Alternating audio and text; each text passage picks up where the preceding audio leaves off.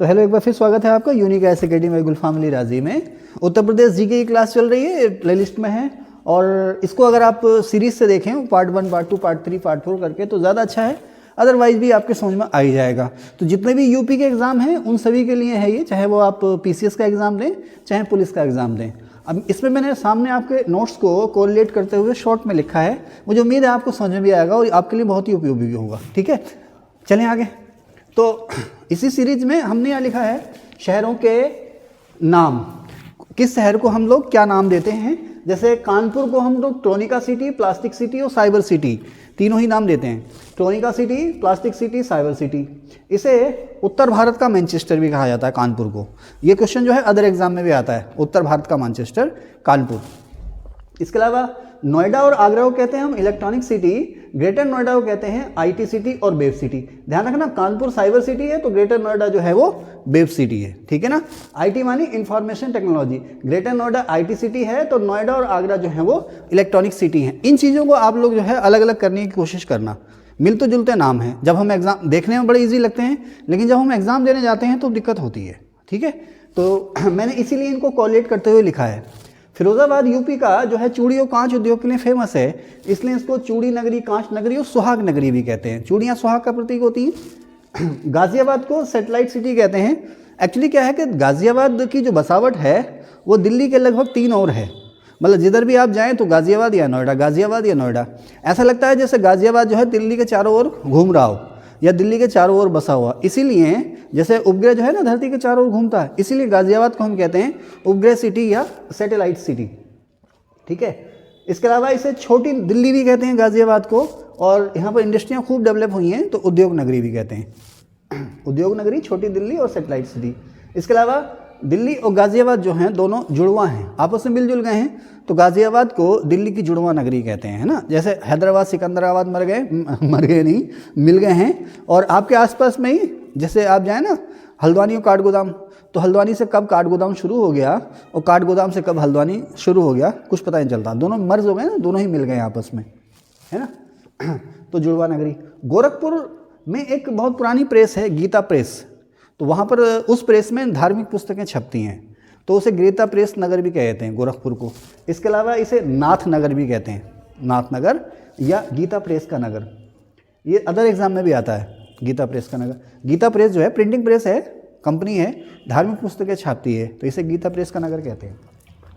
मथुरा जो है, मथुरा श्री कृष्ण की भूमि है, तो मथुरा को ब्रज भी कहते हैं, कृष्ण नगरी भी कहते हैं। मथुरा जो है ब्रज नगरी भी है, कृष्ण नगरी भी है। पेड़े के लिए फेमस है इसलिए पेड़ा नगरी भी कहते हैं। आगरा को कहते हैं पेठा नगरी। ठीक है ना, और यह है पेड़ा नगरी। वाराणसी में गंगा किनारे बहुत सारे घाट हैं। आपको पता है वाराणसी जो है प्राचीन वरुणा और असी नदियों के बीच में है और गंगा नदी के तट पर है, तो यहाँ पर बहुत से घाट मिलते हैं वाराणसी में, तो इसे घाटों की नगरी भी कहते हैं। इसका एक नाम और भी है, रान सांड और पंडों की नगरी। वाराणसी रान सांड और पंडों की नगरी। ठीक है, इसके अलावा घाट नगरी, रान सांड और पंडों की नगरी, तीर्थ नगरी भी इसको कहते हैं। अच्छा, जो प्रयागराज है ना, प्रयागराज उसे कहते हैं तीर्थराज। प्रयागराज यानी कि इलाहाबाद जो है उसे कहते हैं तीर्थराज। ध्यान रखना, वाराणसी या काशी, वाराणसी का पुराना नाम क्या है? काशी। वाराणसी, बनारस या पुराना नाम जो है काशी। तो वाराणसी को रान सांड और पंडों की नगरी, घाट नगरी, तीर्थ नगरी, प्रयागराज को कहते हैं तीर्थराज। विश्वनाथ नगरी कहते हैं ना, काशी विश्वनाथ मंदिर के लिए फेमस है ना, तो विश्वनाथ नगरी। इलाहाबाद को कहते हैं तीर्थराज, इलाहाबाद का नया नाम क्या हो गया? प्रयागराज, है ना। इसके अलावा इसे संगम नगरी भी कहते हैं, गंगा यमुना और विलुप्त सरस्वती का यहाँ पर संगम होता है। कुंभ नगरी। अच्छा, मेरे अभी आगे मैं आपको पढ़ाऊंगा ना, तो उसमें गंगा के किनारे भी प्रयागराज को देता है तो यमुना के किनारे भी देता है प्रयागराज को। कहते प्रयागराज किस नदी के किनारे, जैसे दिल्ली यमुना के किनारे है तो कहते हैं प्रयागराज किस नदी के किनारे है, तो उसमें गंगा भी लिखा हुआ, यमुना भी लिखा हुआ। एक्चुअली वो गंगा यमुना के संगम पर है, और एक ओर से गंगा आ रही है तो दूसरी ओर से यमुना आ रही है। त्रिवेणी घाट पे जाके दोनों आपस में मिल जा रही है, तो गंगा भी सही है, यमुना भी सही है, संगम भी सही है, और सबसे ज़्यादा सही है गंगा यमुना के संगम पर। ठीक है,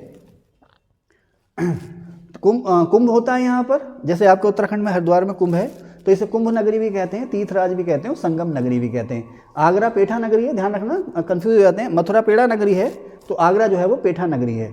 मलिहाबाद लखनऊ के पास है, आमों के लिए फेमस है, इसे आमों का शहर कहते हैं, आम नगरी कहते हैं।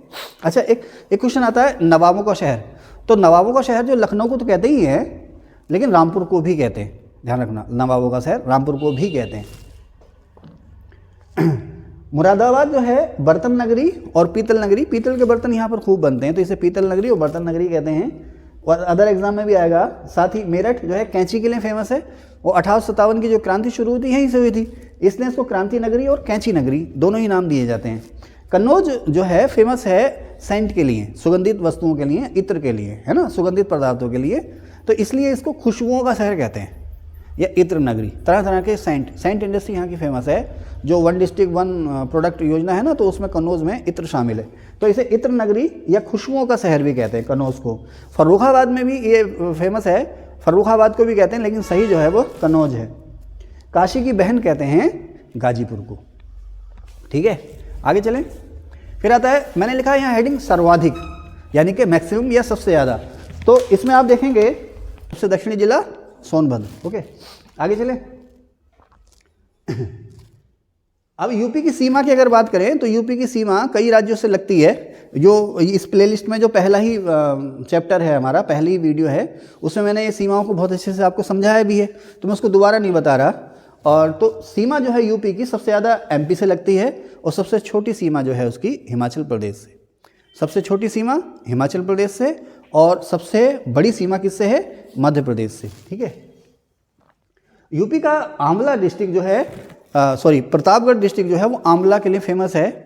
यूपी नहीं, भारत में भी सबसे ज़्यादा जो आंवला का पैदावार होती है वो प्रतापगढ़ ज़िले में होती है, इसलिए प्रतापगढ़ को हम आंवला नगरी भी कहते हैं। आंवला खाए हो? खट्टा सा आंवला हैं? आंवले का अचार डाले हो? नहीं डालते हो? अच्छा, ठीक है। गेहूँ, जैसे आप उत्तराखंड में ना, तो उत्तराखंड में गेहूँ सबसे ज़्यादा कहाँ होता है? किस ज़िले में होता है? गेहूँ और धान दोनों ही उधम सिंह नगर जिले में होते हैं। उत्तराखंड में गेहूँ भी, धान भी, गन्ना भी उधम सिंह नगर जिले में ही सबसे ज़्यादा होता है। तो उसी तरह से यूपी में गेहूँ सबसे ज़्यादा होता है हरदोई डिस्ट्रिक्ट में, और गन्ना यूपी में सबसे ज़्यादा, गन्ना यूपी जहाँ भी होता होगा, धान सबसे ज़्यादा होता है शाहजहाँपुर ज़िले में। धान जो है यूपी में सबसे ज़्यादा शाहजहाँपुर ज़िले में होता है। अब एक सवाल आता है कि यूपी में या यूपी की सबसे महत्वपूर्ण नकदी फसल कौन सी है? जिसे कहते हैं ना कैश क्रॉप। कैश क्रॉप किसे कहते हैं? कैश क्रॉप वो होती है, नंबर एक बात, कि उन्हें आप जो उगाते हैं वो पूरी तरह से व्यापार या व्यवसाय के उद्देश्य से उगाते हैं। भले ही उसका कुछ हिस्सा अपने लिए रख रहे, लेकिन उसको, उस फसल को उगाने, जैसे आपने धान या गेहूँ उगाया, तो धान और गेहूँ को उगाने का मुख्य मकसद व्यापार नहीं है, मुख्य मकसद है पेट भरना, है ना। लेकिन अगर आप मूंगफली बो रहे हैं, गन्ना बो रहे हैं, है ना, मूंगफली या गन्ना आप बो रहे हैं, तो जाहिर सी बात है आपने केवल और केवल उसको बाजार में बेचना, कपास को आपने बाजार में बेचना, नंबर एक बात। दूसरी, ये ऐसी फसलें होती हैं जिन्हें ज़्यादा समय तक आप स्टोर नहीं रख सकते। गन्ने को कोल्ड स्टोर में नहीं रख सकते ना, आलू को रख सकते हैं, गन्ने को ज़्यादा समय तक आप स्टोर में नहीं रख सकते। जब पहले कोल्ड स्टोर नहीं थे तो आलू वगैरह को लंबे समय तक रखने के लिए और भी बहुत तरीके थे, ज़मीन के नीचे दबा दो, रेत में दबा दो। ठीक है, तो यूपी की सबसे महत्वपूर्ण नकदी फसल है गन्ना, उत्तराखंड की भी यही है। ठीक है, धान सबसे ज़्यादा होता है यूपी में शाहजहाँपुर में, गेहूँ हरदोई में। पान जो है जो पहले के डाटा थे, पान प्रोडक्शन में था सबसे पहले नंबर पर महोबा, लेकिन अब ये आ गया पहले नंबर पर बांदा। नंबर 1 बांदा और नंबर 2 महोबा। ठीक है, पान प्रोडक्शन में मेंथा सबसे ज़्यादा बदाऊं में होता है। भारत के कुल मेंथा प्रोडक्शन का 3/4 यानी कि 75% हिस्सा यूपी में होता है, और यूपी में सबसे ज़्यादा जो मेंथा की खेती होती है, मेंथा समझ रहे ना, पेपरमिंट, तो वो होती है बदाऊं जिले में। ठीक है, अफीम जो है यूपी में सबसे ज़्यादा होती है बाराबंकी, और दूसरे नंबर पर गाजीपुर। बाराबंकी और गाजीपुर, केवल ये 2 ज़िले हैं जहाँ पर अफीम की खेती होती है। ऐसा क्यों है? अफीम की खेती की जो है सरकार से परमिशन लेनी पड़ती है। तो अफीम का जो प्रोडक्शन है सबसे ज़्यादा बाराबंकी में और दूसरे नंबर पर गाजीपुर में, लेकिन अफीम की जो फैक्ट्री है यूपी में अभी केवल एक ही है, गाजीपुर में। ठीक है, मक्का यूपी में सबसे ज़्यादा होती है बुलंदशहर में। ठीक है, अच्छा, यूपी में लाल मिट्टी के जो क्षेत्र हैं वो मिर्ज़ापुर, सोनभद्र, इलाहाबाद और झांसी में लाल मिट्टी आपको खूब मिलेगी। इसके अलावा आप लोग सुनते हो ना अवनालिका अपर्दन या पाइप इरोजन, मिट्टी का जो कटाव होता है ना, पाइप इरोजन, इसको मैं अलग से कभी डिटेल में आपको ज्योग्राफी में बताऊंगा अभी। तो ये सवाल खूब आता है कि अवनालिका अपर्दन, अपर्दन समझ लो, अपर्दन का मतलब समझते हो? मिट्टी का कटकर बहना। इरोजन का सही अर्थ है मिट्टी का कट करके बहना। अब वो मिट्टी का कटाव भले ही हवा से हो, पानी से हो, हवा से हो या पानी से हो, भाई तेज़ आंधी आती है ना, तो उससे मिट्टी, अब सूखा पड़ा, ज़बरदस्त सूखा पड़ा और ऊपर की जो परत है वो टूट गई, फूट गई मिट्टी की, फिर तेज़ हवाएं चलने लगी तो मिट्टी जो है धूल के रूप में एक स्थान से उड़ के दूसरे स्थान में चली जाती है, तो वही मिट्टी का कटाव है। इसके अलावा बाढ़ में मिट्टी कट करके बह जाती है, बह जाती नहीं बह जाती है, तो यानी पानी से ही मिट्टी कटती है और हवा से ही मिट्टी कट करके बह जाती है। अब एक तरीका और है, जैसे कहीं कहीं होता है ना कि मिट्टी में मान लीजिए चूना बहुत ज़्यादा है, मिट्टी में चूना मिला हुआ है काफ़ी ज़्यादा। अब जो अंडरग्राउंड वाटर होगा ना, ज़मीन के नीचे का जो पानी होगा, वो उस चूने को धीरे धीरे धीरे धीरे घुलाता रहेगा, घोलता रहेगा। तो अब एक स्टेज ऐसी आएगी कि मिट्टी के अंदर जो चूना मिला हुआ है वो घुल करके सारा बह जाएगा, तो मिट्टी की जो ऊपरी परत है वो बहुत ही मुलायम हो जाएगी, वो कट के नीचे बैठ जाती है, वो नीचे बैठ जाती है, जैसे मिट्टी धंस सी जाती है। और ये ऐसे होता है जैसे कि मिट्टी के अंदर पानी की बारीक बारीक पाइप बने हुए हैं, नालियाँ बनी हुई, और जब ये नालियाँ ऊपर से बह जाती हैं तो ऊपर दूर तक आपको बड़े बड़े खड्ड दिखाई देते हैं, गहरी गहरी घाटियाँ जैसी बन जाती हैं, नदियाँ जैसी बन जाती हैं, जिन्हें कहते हैं बीहड़। सुना चंबल के बीहड़ या बीहड़ के डाकू, तो इसे कहते हैं बेटा पाइप इरोजन। तो पाइप इरोजन से सबसे ज़्यादा या अवनालिका अपरदन से सबसे ज़्यादा प्रभावित जो जिला है यूपी का, बल्कि भारत का भी, वो है इटावा। फिर आता चंबल, ये चंबल की घाटी में है, तो यही पूछ लेगा कि पाइप इरोजन या अवनालिका अपरदन से प्रभावित सबसे ज़्यादा कौन सी नदी घाटी है, तो चंबल की नदी की घाटी। यूपी में क्या या भारत में क्या सबसे ज़्यादा रोजगार आपको पता है एग्रीकल्चर सेक्टर में मिलता है, लेकिन यूपी में खेती के बाद दूसरा सबसे ज़्यादा रोजगार देने वाला जो क्षेत्र है वह है वस्त्र उद्योग, उसमें भी हैंडलूम यानी कि हथकरघा, सबसे ज़्यादा रोजगार कृषि के बाद। यूपी की सबसे महत्वपूर्ण नकदी फसल जो है वो है गन्ना, यूपी की सबसे महत्वपूर्ण खाद्य फसल धान है और दूसरी गेहूं है। भारत की भी सबसे महत्वपूर्ण खाद्य फसल कौन सी है, धान, और दूसरी गेहूं। उत्तराखंड की सबसे महत्वपूर्ण नकदी फसल कौन सी है, गेहूं, और दूसरे नंबर पर धान। ठीक है ना, ध्यान रखना। यूपी की भी और भारत की भी सबसे खास अनाज फसल जो है वो है अनाज, दूसरे नंबर पर गेहूं। लेकिन यूपी में सबसे ज़्यादा क्षेत्र पर जो फसल बोई जाती है वो है गेहूं, धान नहीं, गेहूं। ठीक है, आगे चले। नहरों की जो, अगर हम नहरों की कुल लंबाई की बात करें तो यूपी में नहरों की कुल लंबाई के मामले में सबसे ज़्यादा लंबी जो नहरें हैं वो रायबरेली ज़िले में हैं। वर्षा यूपी में पूरब में सबसे ज़्यादा होती है और पश्चिम में जाएंगे तो आपको वर्षा की मात्रा जो है वो लगातार घटती जाएगी। अच्छा, अगर आप भारत के एवरेज की बात करें तो भारत का एवरेज भी ऐसे ही है, पूर्वी हिस्से में बारिश ज़्यादा होती है, जैसे जैसे आप पश्चिम के या उत्तर पश्चिम की ओर जाएंगे बारिश जो है कम होती जाती है। तो यूपी में पूरब में बारिश सबसे ज़्यादा होती है, खासकर गोरखपुर में, और सबसे कम बारिश होती है पश्चिम में। जैसे जैसे आप पश्चिम में जाएंगे बारिश की मात्रा जो है घटती जाएगी। ठीक है, तो कहाँ था, ये था। और सबसे ज़्यादा वर्षा जो होती है पूरब में गोरखपुर में होती है। सबसे जिलों से सीमा जो बनाता है वो बदाऊं। जैसे शायद उत्तराखंड का पौड़ी जिला है जो सबसे ज़्यादा, पौड़ी या चमोली मुझे याद नहीं है, पौड़ी या चमोली में से कोई एक उत्तराखंड का जिला जो सबसे ज़्यादा जिलों से सीमा बनाता है। ठीक है, जो भी है। अब यूपी में बदाऊं जिला ऐसा है जो यूपी के सबसे ज़्यादा जिलों से सीमा बनाता है। अच्छा, आम की अलग अलग किस्में हैं, जैसे स्टेम आम है, तो स्टेम आम जो है वो सहारनपुर और मेरठ में खूब होता है। उसके बाद आता है लंगड़ा आम, ये वाराणसी में आपको खूब मिलेगा। दशहरी आम मलिहाबाद में आपको खूब मिलेगा। ठीक है, गर्मी यूपी में सबसे ज़्यादा होती है झांसी और आगरा में, और सबसे कम होती है बरेली में। यूपी की सबसे बड़ी जो जनजाति है, अभी ये डाटा बदल गए हैं, थारू नहीं, यूपी की सबसे बड़ी जो जनजाति हो गई है वो हो गई है खरवार। कौन सी, खरवार। थारू अब आ गई है दूसरे नंबर पर आ गई है थारू। ठीक है, ये अन्य जनजातियां।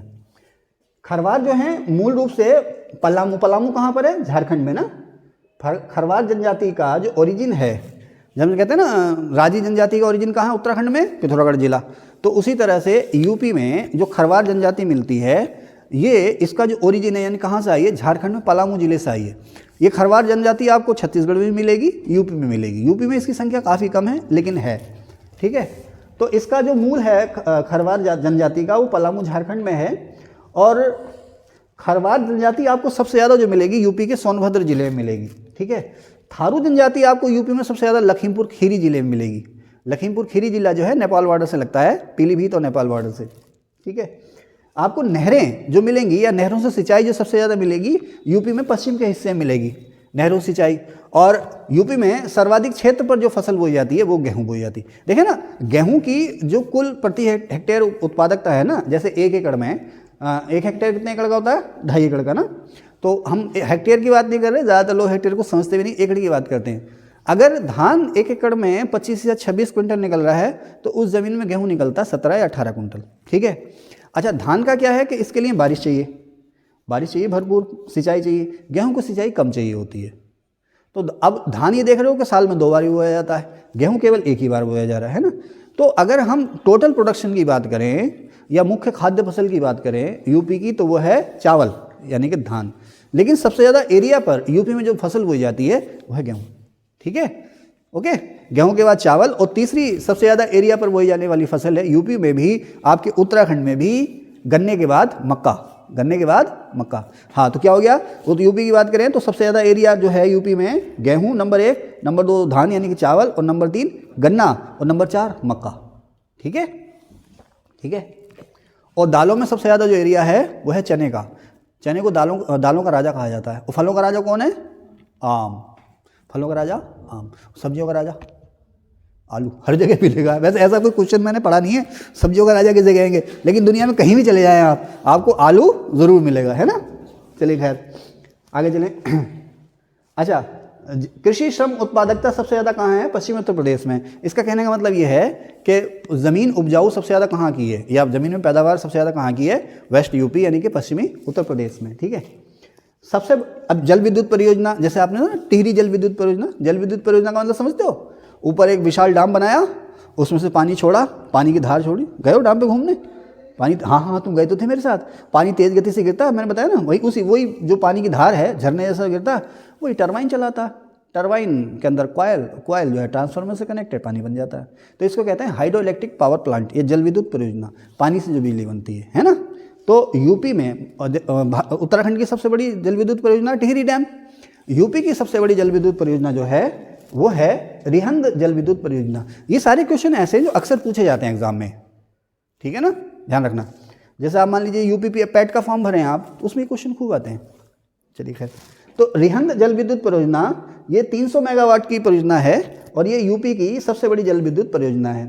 अब जैसे आपके पास गुलाबोज डैम है ना, तो इसमें जैसे सोलर प्लांट होना, सोलर प्लांट समझते हैं, वही शीशे वाली जिनसे बिजली बनती है ना, सूरज से जिससे बिजली बनती है, सोलर प्लांट सभी जानते हैं आप लोग। लेकिन सोलर प्लांट की दिक्कत यह है, एक दिक्कत तो यह है कि अगर मानसून का सीजन आता है तो अक्सर बादल छाए रहते हैं। दूसरा सर्दियों का मौसम, बैटरियाँ चार्ज नहीं हो पाती इसकी, उसमें फिर हमें ग्रिड की तरफ को झांकना पड़ता है। ये दिक्कत है ना। खंभों में लगी है ना सोलर लाइटें, तो अभी पिछले 1 महीना पूरा कोहरा रहा है तो वो टिमटिमाती रही है ऐसी, है, धूप निकली नहीं तो वो चार्ज नहीं हुई। एक तो दिक्कत ये है उनकी। दूसरा, इनकी तकनीक अभी महंगी है। तीसरा, एरिया बहुत ज़्यादा घेरती हैं, बहुत ज़्यादा एरिया घेरती हैं। तो इसके लिए सरकार क्या कर रही है, छतों पर सरकार लोगों को सब्सिडी दे रही है कि अपनी छतों पर सोलर पैनल लगा लो। अब एक नया तरीका ईजाद हो गया है कि जो बड़े बड़े हमारे डैम हैं, बांध हैं, उनमें तैरते हुए सोलर पैनल लगा दो या सोलर प्लांट लगा दो। भाई बड़ी बड़ी नावें हैं, जहाज़ की शक्ल में आपने नाव बनाई, करना क्या है, कुछ नहीं करना है। आप अभी ये डैम में आप जाएंगे तो बड़ी बड़ी जो प्लास्टिक की कैन होती है ना, बड़ी बड़ी प्लास्टिक की कैन, उनको रस्सियों से मजबूत करके एक साथ बांध दिया।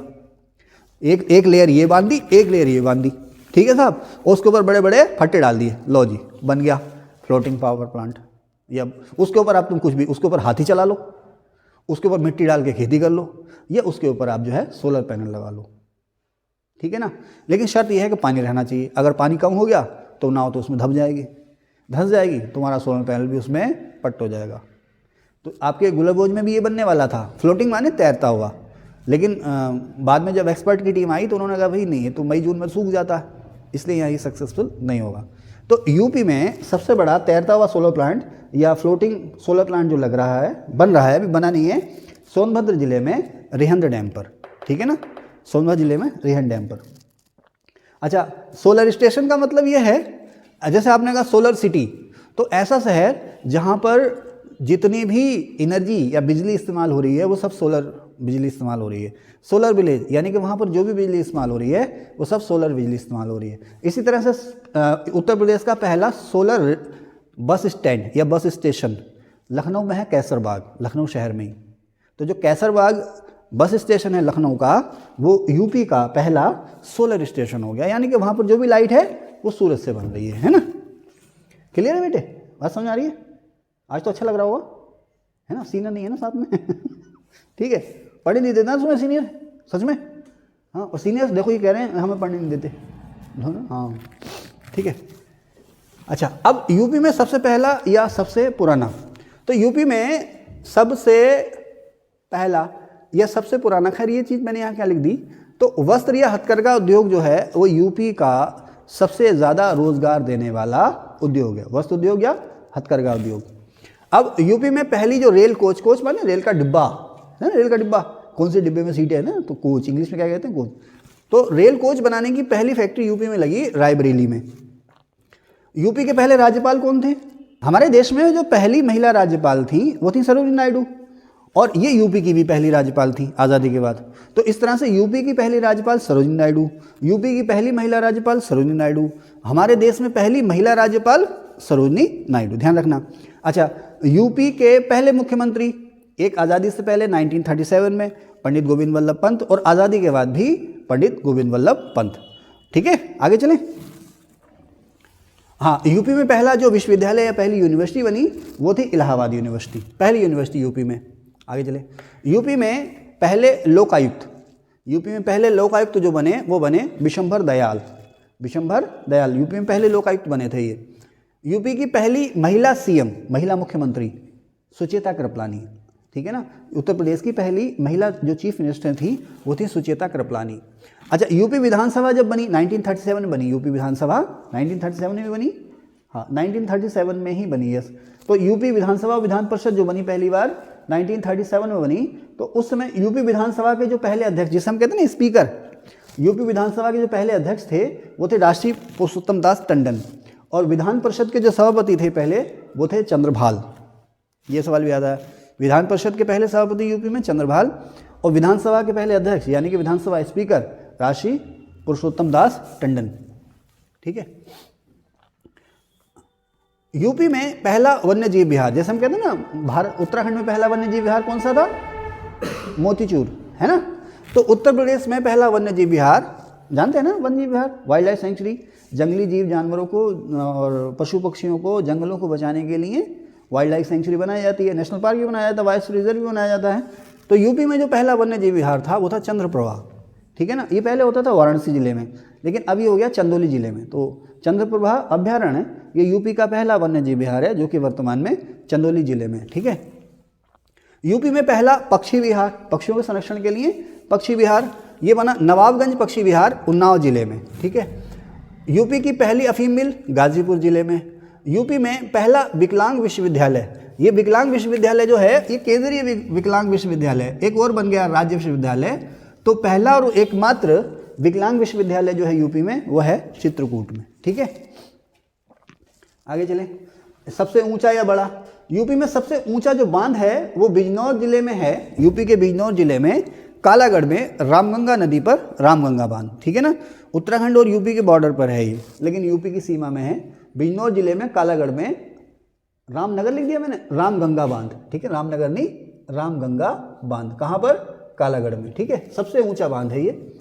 यूपी में सबसे बड़ा, ये सबसे बड़ा वन्य जीव विहार जो है वो है हस्तिनापुर, कई जिलों में है ये, ठीक है ना। यूपी में सबसे बड़ा वन्य जीव विहार हस्तिनापुर। सबसे बड़ा पक्षी विहार लाख बहोशी पक्षी विहार कन्नौज जिले में। मैंने इसका फार्मूला बनाया कि क्या है कि कन्नौज का इत्र सूंघ के लाखों पक्षी बेहोश हो गए, ठीक है, लेकिन फिर होश में आ गए, वो थोड़ी देर बाद ही होश में आ गए। तो लाख बहोशी पक्षी विहार कहाँ पर है? कन्नौज। कन्नौज क्या है? खुशबुओं का शहर। अच्छा, यूपी में सबसे ऊंची जो हिल है वो है कैमूर हिल्स, मिर्जापुर और सोनभद्र जिले में। सबसे ऊंची हिल मिर्जापुर और सोनभद्र जिले में कैमूर हिल्स, ठीक है। आगे चलते हैं। सबसे कम या सबसे छोटा, यूपी में सबसे छोटा वन्य जीव विहार है कछुआ, कछुआ वन्य जीव विहार। अब ठीक है, कहाँ पर है? वाराणसी में। कछुआ बहुत छोटा होता है ना, ठीक है, कछुआ बहुत छोटा होता है, तो याद कर लेना। सबसे छोटा वन्य जीव विहार कछुआ वन्य जीव विहार वाराणसी जिले में। सबसे छोटा पक्षी विहार, सबसे छोटा पक्षी विहार पटना, एटा जिले में है ये, एटा या कासगंज जिले में। एटा में भी हो सकता है, लेकिन कासगंज में भी हो सकता है, आप लोग देख लेना। सबसे छोटा पक्षी विहार पटना पक्षी विहार, ठीक है ना। सबसे ज़्यादा वर्षा गोरखपुर में, पूर्व क्षेत्र में, और सबसे कम वर्षा पश्चिम में मथुरा और आगरा में। इसमें भी सबसे कम वर्षा मथुरा में। एक जिला पूछे तो सबसे कम बारिश जो होती है यूपी में मथुरा में होती है, ठीक है। सबसे ज़्यादा गर्मी यूपी में होती है, सॉरी, सबसे ज़्यादा गर्मी कहाँ होती है? झांसी और आगरा में, और सबसे कम गर्मी होती है कहाँ पर? बरेली में। थक गए? तो सबसे कम वर्षा पश्चिम क्षेत्र में, खास करके मथुरा और आगरा में, लेकिन अगर एक जिला पूछे तो मथुरा, ठीक है, और सबसे कम गर्मी बरेली में, ठीक है। आगे चलें। अब यहाँ पर मैंने लिखे सिंचाई के डाटा, सिंचाई के आंकड़े लिखे हैं। सिंचाई समझते हो ना, खेतों को पानी देना। तो हमारे यहाँ सिंचाई का जो सबसे बड़ा साधन है वो नलकूप। नलकूप समझते हो? आर्टिजन या बोर। उत्तर प्रदेश में सिंचाई का सबसे बड़ा साधन जो है वो नलकूप, आर्टिजन या बोर या पंपिंग सेट जिसे कहते हैं गाँव में ना, पंपिंग सेट, है ना। ओके, अब इसका मतलब क्या हुआ कि जो वर्षा हो रही है उससे सिंचाई कम हो रही है। वर्षा हो तो खूब रही है, ऐसा नहीं कि वर्षा कम हो रही है, लेकिन वर्षा के पानी को रोकने के लिए जो डैम हैं वो कम है। भाई आप देखो उत्तराखंड में तो पानी खूब है, जंगल की ज़मीन है, खाली जगह, तो जगह जगह हमने डैम बना रखे हैं। तो यहाँ पर नहरों से सिंचाई के लिए भरपूर, लगभग 90% मैदान में लगभग 90% इलाका ऐसा है उत्तराखंड में जहाँ पर नहरों से सिंचाई हो रही है। लेकिन यूपी में जैसे ही आप तराई का क्षेत्र पार करते हो तो नहरें कम हो जाती हैं, डैम कम है। तो यहाँ पर सबसे ज़्यादा जो पानी या सबसे ज़्यादा सिंचाई होती है वो होती है भूगर्भ जल से। भूगर्भ जल माने अंडरग्राउंड वाटर, यानी कि ज़मीन के नीचे से जो हम पानी को निकाल रहे हैं, ठीक है। तो सबसे ज़्यादा सिंचाई 73.4% या कह सकते हो लगभग 3/4 हिस्से पर यूपी में नलकूपों से सिंचाई होती है। दूसरे नंबर है नहरों का, 15% एरिया जो है वो नहर से सिंचाई के अधीन आता है। बुंदेलखंड का जो एरिया है, देखिए अब जैसे ना बार बार है ना, बुंदेलखंड, बघेलखंड, पूर्वी क्षेत्र, पश्चिमी क्षेत्र, इसलिए सबसे पहले जो वीडियो मैंने बनाई थी करीब 1-1.5 घंटे की, उसमें मैंने आपको यूपी का जो मैप था वो समझाया था। तो इस प्लेलिस्ट में जो पहला वीडियो हमारा वो यूपी के मैप पर आधारित है। अगर आप उसको देखेंगे तो इसको समझने में और बहुत आसानी हो जाएगी। सब है उसमें, बुंदेलखंड, बघेलखंड कहाँ पर हैं। तो बुंदेलखंड जो है वो ऐसा इलाका है जहाँ पर तालाबों और पोखर माने छोटे छोटे गड्ढे, तालाबों और पोखरों से सबसे ज़्यादा सिंचाई होती है। नलकूपों से सबसे ज़्यादा, नलकूपों से और नहरों से, एक्चुअली यूपी का जो पश्चिमी क्षेत्र है ना वो सबसे ज़्यादा विकसित है। और उसकी मुख्य वजह यह है कि यहाँ की मिट्टी बहुत उपजाऊ है, पानी की कमी नहीं है, पानी की कमी नहीं है, जलवायु अच्छी है और मिट्टी बहुत उपजाऊ है। दूसरा, ये जो इलाका है ये दिल्ली के आसपास है, दिल्ली और दूसरे जो औद्योगिक शहर हैं उनके आसपास है, तो खूब डेवलप हुआ है ये। तो यहाँ पर कुल कृषि श्रम उत्पादकता सबसे ज़्यादा है। पश्चिम उत्तर प्रदेश की बात करें तो नहरों से सिंचित जो एरिया है वो भी सबसे ज़्यादा है, ठीक है ना, और जो कृषि की उत्पादकता है वो भी सबसे ज़्यादा है। यूपी के 4 आर्थिक क्षेत्र हैं, उनमें सबसे विकसित आर्थिक क्षेत्र यही है, पश्चिमी उत्तर प्रदेश, ठीक है। गन्ना भी यही सबसे ज़्यादा होता है पश्चिमी उत्तर प्रदेश में। ये बिजनौर, बागपत, शामली, मुजफ्फरनगर, सहारनपुर, ये सब गन्ना बेल्ट हैं। जैसे आप आसपास देखते हो ना तो हर जगह धान और गेहूं के खेत दिखते हैं। आप जसपुर से आगे निकल जाइए, यूपी बिजनौर से लेकर के तो सहारनपुर, मुजफ्फरनगर, आपको गन्ना दिखाई देगा हर जगह पश्चिमी बेल्ट में। तो सर्वाधिक नलकूप आपको मिलेंगे पश्चिम में और सबसे ज़्यादा नहरें भी आपको यहीं मिलेंगी। लेकिन नहरों की अगर लंबाई की बात करें तो सबसे ज़्यादा जो लंबाई है नहरों की वो रायबरेली जिले में। सबसे पुरानी सिंचाई नहर यूपी में जो है वह है पूर्वी यमुना नहर। सन 1631 में शाहजहां के समय बनी थी सबसे पहली बार, उसके बाद ये दबदबा गई। बाद में अंग्रेजों ने इसकी फिर से खुदाई कराई, तो अब अंग्रेजों ने इसकी खुदाई कराई और 1830 में फिर से ये शुरू हो गई। इसे कहते हैं यूपी की सबसे पुरानी सिंचाई नहर, पूर्वी यमुना नहर, ठीक है। यूपी की सबसे बड़ी सिंचाई नहर, ये तो आपके उत्तराखंड के एग्जाम में भी आता है, शारदा नहर, जो कि काली नदी से निकाली गई है। चंपावत जिले में बनबसा पर बैराज बनाया गया और वहाँ से ये नहर निकाली गई है। कौन सी? शारदा नहर। 1928 में शुरू हुई। ये यूपी की, भारत की सबसे बड़ी सिंचाई नहर जो है वो है इंदिरा गांधी नहर या राजस्थान नहर। यूपी की सबसे बड़ी सिंचाई नहर है शारदा नहर, बनबसा से निकाली गई है। ऊपरी गंग नहर लॉर्ड डलहौजी ने खुदवाई थी, उसके समय में शुरू हुई थी ये 1854 में हरिद्वार से। रुड़की है ना, रुड़की में आप देखोगे जगह जगह गंग नहर है ना, तो जगह जगह जो है आपको पुल दिखाई देंगे, इसीलिए रुड़की का कुछ नाम भी पड़ गया। तो गंग नहर जो है वो रुड़की शहर के बीचों बीच से गुजरती है। तो गंग नहर जो शुरू हुई थी 1854 में शुरू हुई थी, लॉर्ड डलहौजी के समय में हरिद्वार से निकलती है ये। आगरा नहर दिल्ली के पास एक जगह है ओखला, वहाँ से निकलती है यमुना के दाएं किनारे से। दिल्ली के पास एक जगह है ओखला, वहाँ से यमुना से निकलती है आगरा नहर, ठीक है, यमुना के दाएं से। और ये जो आगरा नहर है एक साथ कई राज्यों को सिंचाई के लिए पानी मुहैया कराती है। कौन कौन से राज्य? यूपी, हरियाणा, दिल्ली, राजस्थान। आपसे पूछ लेगा कि आगरा नहर से कौन कौन से राज्य लाभान्वित होते हैं, तो यूपी, हरियाणा, दिल्ली, राजस्थान। उसके तरह से हथनी कुंड बैराज, हथनी कुंड बैराज, बैराज समझते हैं? बैराज समझते हैं? ये नदी जा रही है, ये जो है नदी जा रही है, इसके रास्ते में आपने एक दीवार बनाई, एक तो होता है बांध, वो बांध जो है उस धारा को पूरी तरह से रोक लेता, बहुत ऊंची दीवार बनाई, उसने नदी के पानी को, सारे पानी को रोक लिया, तीन तरफ से घेर लिया, एक तरफ से नदी आ रही है और बाकी तीन तरफ से डैम ने उसको घेर लिया। डैम में आप एक गेट बना देते हैं, एक निश्चित स्तर से ज़्यादा जब पानी होता है तो गेट आप उठा देते हैं, पानी निकल जाता है। लेकिन बैराज का कॉन्सेप्ट दूसरा है, आप नीची दीवार बनाते हैं, उस लेवल से नीचे जब तक पानी रहेगा वो रास्ता, आप भाई ये नदी आ रही है, यहाँ पर आपने बैराज बनाया, अब पानी तो आता रहा है, आपने पानी रोक लिया, अब इसको डायरेक्शन देना, आप चाहे पानी को इधर को निकाल दो या इधर को निकाल दो, इसे कहते हैं बैराज। जब पानी नदी में खूब आएगा और इससे ऊपर बहने लगेगा तो मुख्य धारा में चला जाएगा, या आप दूसरे रास्ते बंद कर दो पानी नीचे चला जाएगा, उसे कहते हैं बैराज। थोड़ा सा अंतर है डैम में और बैराज में। तो हथनी कुंड बैराज जो है, इसका नया नाम हो गया ताजेवाला बैराज। ये सहारनपुर जिले में है, यमुना नहर पर या नदी पर, यमुना नदी पर, ठीक है ना, इससे कंफ्यूज मत हो जाना। कौन सी है यमुना नहर, किधर गई सबसे पुरानी नहर, तो ये यमुना नहर है, ठीक है ना, यमुना नदी से निकाली गई है। और ये जो कह रहे हैं हम, ये यमुना नदी है, ये सहारनपुर में हथनी कुंड बैराज या ताजेवाला बैराज। इससे कौन कौन लाभान्वित हो रहे हैं? यूपी, हरियाणा, दिल्ली, राजस्थान। अब देखो यहाँ पर क्या थे, यूपी, हरियाणा, दिल्ली, राजस्थान, यहाँ पर भी थे आगरा नहर से, यहाँ पर भी है। इसमें एक और जुड़ गया हथनी कुंड बैराज में, कौन सा? हिमाचल प्रदेश। अब इसे कैसे याद रखोगे? हथनी कुंड बैराज कहाँ पर है? सहारनपुर जिले में है, और सहारनपुर हिमाचल से मिलता है, ऐसे याद रख लोगे, ठीक है। रिहंद बांध कहाँ पर है? रिहंद बांध जो है वो सोनभद्र जिले में है। पिपरी एक जगह है, जैसे उधम सिंह नगर में गुलाबगंज एक जगह है, तो वहाँ पर गुलाबगंज डैम बन गया। तो रिहंद बांध सोनभद्र जिले में है, पिपरी में, किस नदी पर? रिहंद नदी पर, ठीक है। अब यहाँ पर जो डैम बना हुआ है उसको एक नाम और भी दिया गया, पंडित गोविंद बल्लभ पंत सागर, यूपी के जो पहले सीएम थे, ठीक है। राजघाट बांध, राजघाट बांध कहाँ पर है? ललितपुर जिले में है, बेतवा नदी में। यूपी का ललितपुर जिला बेतवा नदी पर है राजघाट बांध। किसकी संयुक्त सीमा, किसका ज्वाइंट प्रोजेक्ट है? यूपी और एमपी का, यानी कि यूपी और एमपी दोनों ने मिलकर के इसको बनाया, ठीक है। उसी तरह से माता टीला बांध ललितपुर जिले में है, बेतवा नदी पर, यह भी यूपी और एमपी का ज्वाइंट प्रोजेक्ट है।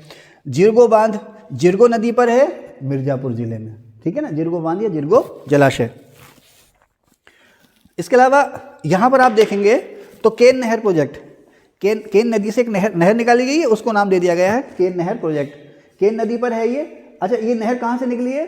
पन्ना, एमपी में, पन्ना जिले में, एमपी में हीरे के लिए फेमस है, एमपी में पन्ना जिले से निकली है, और ये भी यूपी और एमपी का जॉइंट प्रोजेक्ट है।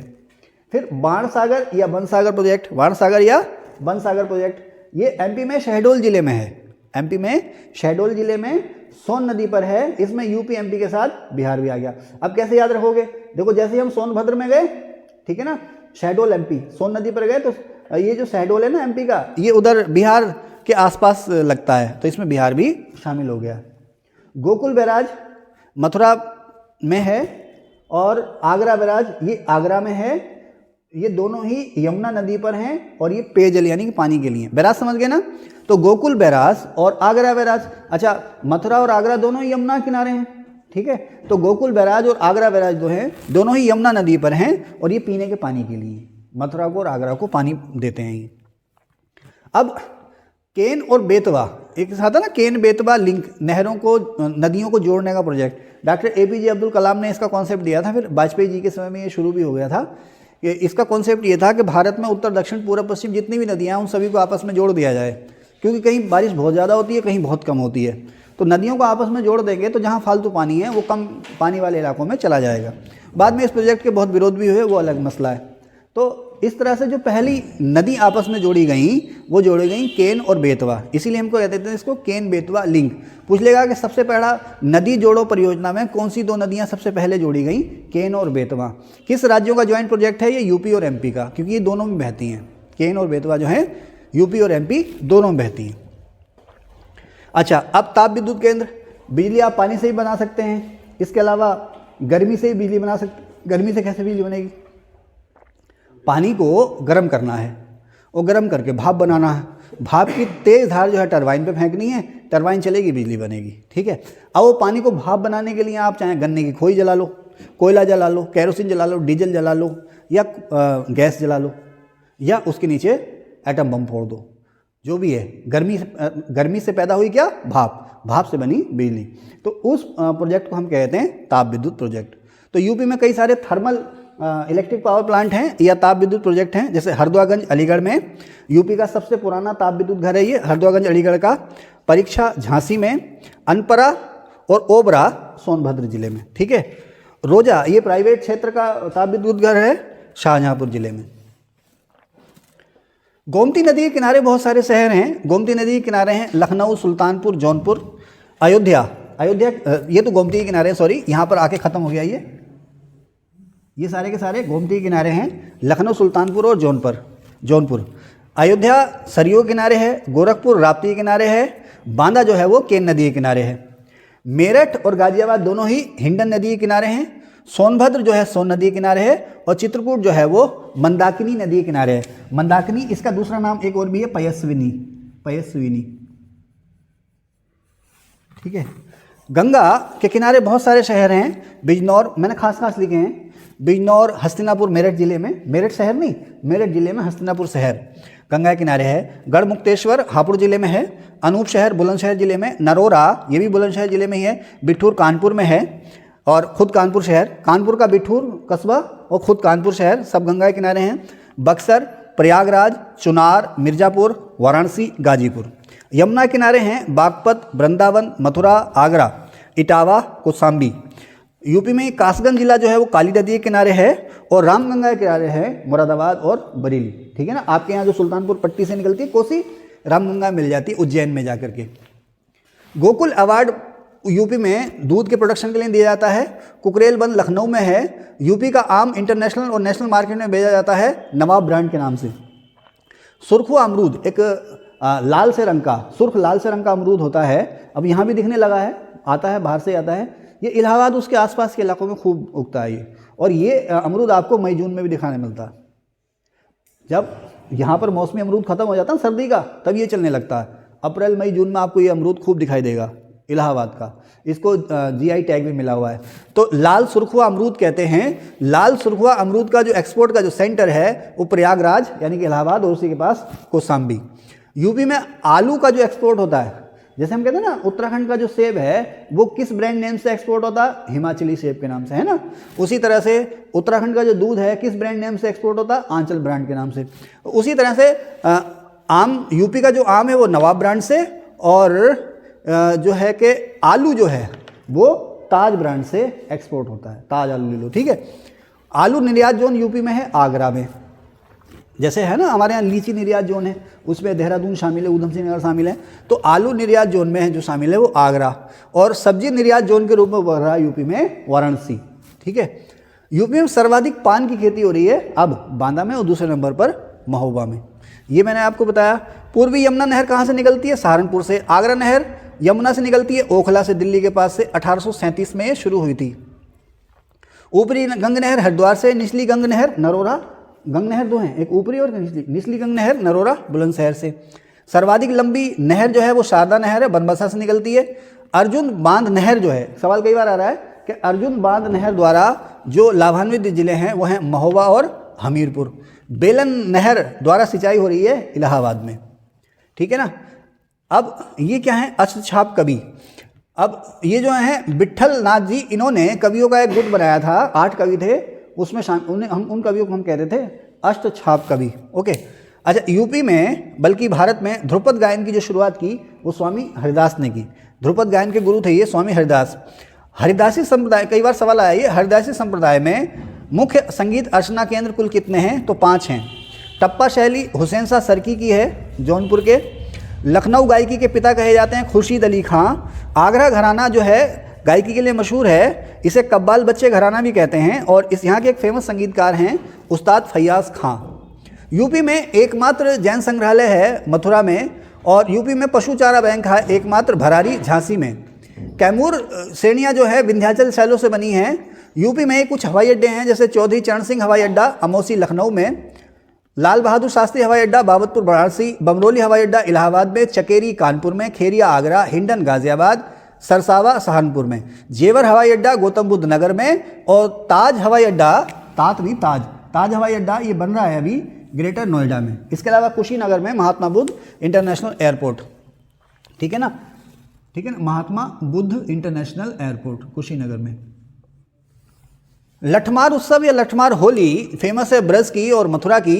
सैफई महोत्सव इटावा में होता है। बुद्ध महोत्सव सारनाथ वाराणसी में। गंगा महोत्सव फेमस है वाराणसी और सरघाना मेरठ का। इसके अलावा कल्की महोत्सव संभल का। बनारस घराने के कलाकार हैं कंठे महाराज, किशन महाराज, राजन मिश्र और साजन मिश्र। ध्रुवतारा जोशी सितार बजाने के लिए फेमस हैं। जीएन गोस्वामी वायलिन, इलियास खां सितार और पंडित अयोध्या प्रसाद पखावज के लिए मशहूर हैं। तो खैर मैंने कोशिश की है नोट्स को बहुत ही शॉर्ट में बनाने का। अगर आपको अच्छा लगा हो तो इसको लाइक भी कीजिएगा, शेयर भी कीजिएगा और अपने दोस्तों से इसको सब्सक्राइब करने को भी कहिएगा। Thank you.